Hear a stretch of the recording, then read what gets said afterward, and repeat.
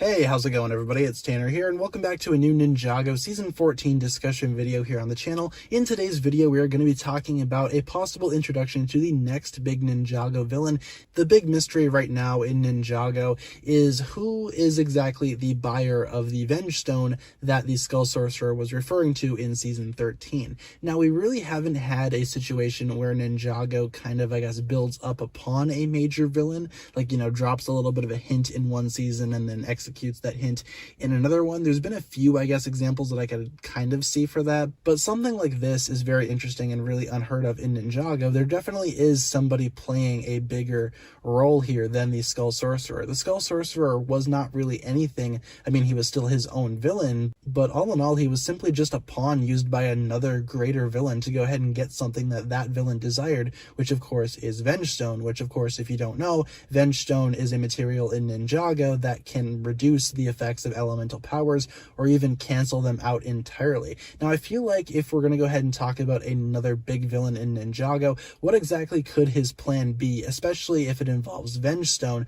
Well, essentially, you could do this in a few different ways, but I think it'd be very cool to have a villain that just wants to see the world be rid of elemental powers, and thus he needs Vengestone to go ahead and accomplish that. Maybe he is, after the Vengestone because he doesn't want elemental masters to express their powers, or maybe he just wants to cancel them out just to create a purified world, if that makes sense. I think it'd be interesting to have a villain that really doesn't think that he's a villain and actually thinks that he's doing something good for Ninjago. For example, Thanos in the Marvel universe and everything in between, he essentially doesn't believe that he's a villain, especially in terms of the Avengers movies. He thinks that what he's doing is good, and I feel like if Ninjago could create a villain that kind of had that same characteristic, it could be really interesting for the next few seasons, especially if they go ahead and build upon that. And I also feel like you don't need to introduce this big villain right away either. I feel like if you wanted to go ahead and use, the next few seasons to build up this character even more and drop a few hints and even go ahead and tease him a little bit in there, maybe have an image of him or something like that,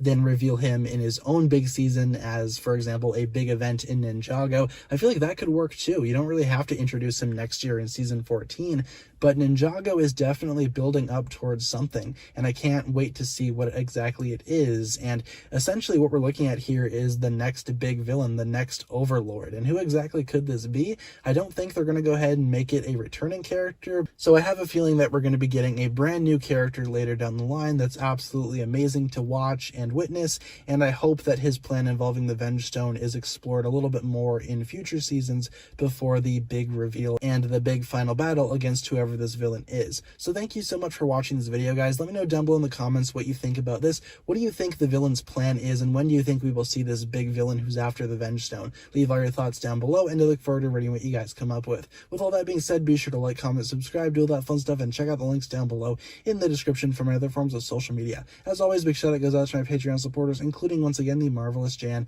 Thank you guys so much for watching this video once again. My name is TannerFishies, and with that I bid you farewell.